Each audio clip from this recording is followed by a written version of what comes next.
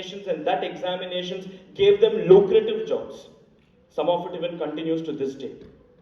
So this system was ingrained in the Indian minds so deep that after independence, the country was strongly driven on the values of socialism. Furthermore, agriculture and service sector was prioritized, bypassing industrialization. While countries like China in 1978 resorted to industrialization, India bypassed the industrialization and moved on to service sector. And on the other note, in the year 1970, so when socialism and when industrialization was being ignored, there was obviously no room for innovation, obviously no room for capitalism, obviously no room for business ventures to get themselves a platform in India.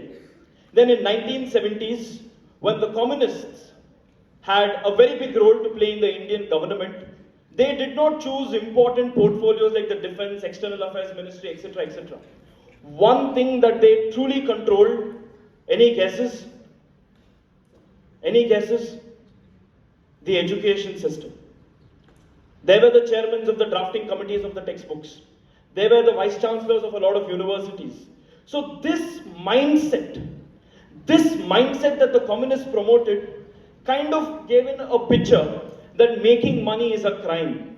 If at all you look at a business capitalist or if you look at an industrialist, they are criminals. They torture human beings. They violate human rights laws to make money. And that kind of a thought process has come to India today. So even to this day, if you look at a lot of these political memes, etc., etc., for a public policy issue, you always blame 2 or 3 businessmen who are very dominating in India. So this kind of a mindset once again promoted jobs which were through examinations, jobs that is only given by the government, state or central, and innovation like entrepreneurship, foreign direct investments, ideas that came in through individuals was completely sabotaged. Now, it's been 75 years of an independent India. We are living in the times where we proudly say that this is the time of Azadi ke Amrit Mahotsav, this is an Amrit Kal. 25 years from now, we will be a nation with 100 years of being an independent country. And what is the India that we have built? Number one, you look at, I understand that, how many of you are mothers in the room? Can you please raise your hand? How many of you do Model United Nations? Okay, a handful of them. Beautiful. Hands down. Today, if you look at any of the bilateral agreements that happens between 2 countries, or even the multilateral agreements, the summits, the intergovernmental organizations that is built, you notice that the entire concept of internationalism is built on trade and commerce. On one side, Ukraine is fighting Russia, but India's foreign policy is not disturbed. We still continue to buy S-400 and petroleum from Russia. Why? Because economic development. The entire foreign policy of the 21st century is built on economic relations, is built on trade and commerce. And unlike the 19th and 20th, military alliances did not define the nation's foreign policy. And India today, the interesting times that we are living in, just look around us, you notice that India is a world leader in technology. You look at the satellites we sent to ISRO, to the outer space through ISRO. We are one of the top 3 countries in the world in that field. Number 2, you look at our contribution in the field of UPI and net banking. No country in the world has been able to achieve what India has achieved. Thirdly, you look at our contribution in our progress in digital India during the pandemic. When Americans are going with a piece of paper saying that this is my COVID certificate, we have an app called as the Arogya Setu, which is promoting digital India. So when we are saying that we are a nation that is forging a path ahead for a 5 trillion economy, this is the new India wherein we are a nation that is getting what we are deserved to or what we are determined through technology. And today, you are living in an era where there is so much of emphasis on startup, there is so much of emphasis on entrepreneurship, there is so much of schemes and benefits given to young minds like each one of us. And this is the new India that we are living in. And now, why did I use the term disruption again? The term disruption again I used is because conferences like these I come from a particular set of simulation, that is where I am expertised in, wherein we speak about diplomacy, public policy, foreign relations, foreign policy, etc. But ladies and gentlemen, give a huge round of applause for each and every one of you. Because, ladies and gentlemen, this conference has not only been unique, not only been innovative, not only been vibrant, but conferences of this sort is changing the mindset of India. Today, how many of your parents says get government job? Can you please raise your hands? Taking up competitive exams. How many of you? How is it? How many of you are okay? Like, how many homes is it okay to take up entrepreneurship? They always pester you, say that do this job, get job security, then do whatever you want to. How many of you are there like that? Who are being pressurized in home not to take up entrepreneurship or give something else priority and not entrepreneurship. Anybody? Entrepreneurship is always plan B. But conferences of this sort, 25 years down the line, today, if we start this conferences of this kind will change the mindset. Can anybody tell me what is Uberization? Uberization, not the taxi. What is Uberization? How many of you use Swiggy? How many of you use Zomato? How many of you book cabs on Ola? How many of you book cabs on Uber? That is Uberization. Concept of Uberization, bringing things at your doorstep.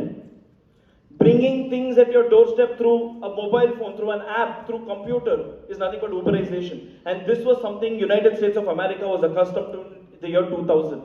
And we had it in India in the late 2010, like 2013, 14, maybe pizza delivery, etc. started in 2008 and 9.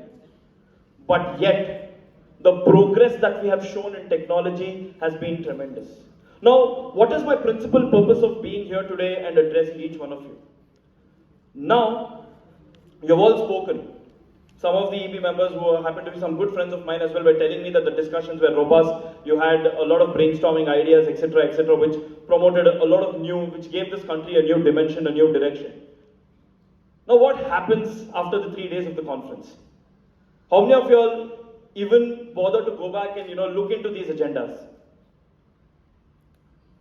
How many of you all are going to write articles after looking at these agendas? How many of you all are going to give a podcast on these agendas? It just becomes a thing of the past. In my capacity as the entrepreneur, of the co-founder of the Indian Conclave, anybody who wants to take this idea forward, you want to convert this into a public policy, say, sir, this is what we discussed over the past 3 days. I want to take this to a member of parliament. I want to draft a private member's bill. The Indian Conclave is the platform for you. You want to say that, sir, I have this idea, sir, I don't have investors, I need someone who can support me, who wants to convert this into a business model. I have this idea, sir, it can promote education sector, it can promote humanity. Indian Conclave is the platform for you. And lastly, ladies and gentlemen, let this thought not just end over here. Convert this into public policy papers. Send recommendations, this is what we have discussed, this is the solution for a new India, to the government. Make them accountable to the fallacies that you have noticed. If you feel that, there is a particular area which requires the government support, bring in your action. How many of you all are aware of bitcoins and cryptocurrency? How many of you all think it is safe in India? It's strongly driven by blockchain technology. How many of you all are against the concept of bitcoins and cryptocurrency? Okay, it's quite this, we can simulate a debate right now. Exactly. So, positively, as recent as last month, RBI gave a notification, Reserve Bank of India, that cryptocurrencies will be regulated, but only the RBI will control and RBI will have the hegemony of distributing it. So, exactly my point. So, convert these, come up with new ideas. Cryptocurrency, bitcoins are just an example. Come up with your own ideas, come up with public policy. Do not just procrastinate over what happened over 3 days. Use these conferences, use these simulations to provoke your thoughts, to be independent, to be innovative, to be vibrant, because together we can make this nation a great nation. Together we can make this nation an economically vibrant nation. And today, in an era where commerce is complemented by science and technology, let us use this force, because this is the most extraordinary and this is the most overwhelming times that we are in the society, we are living in this country. Let us utilize the resources available to us and let us make this nation a great nation. Bolo Bharat Mata Ki. One day. I can't hear you. Bolo Bharat Mata Ki. One day. Thank you very much, ladies and gentlemen. With this, I'd like to rest my keynote address. Jai Hind, Vande Mataram. And thank you to the team SPC for providing this opportunity to me. All the best.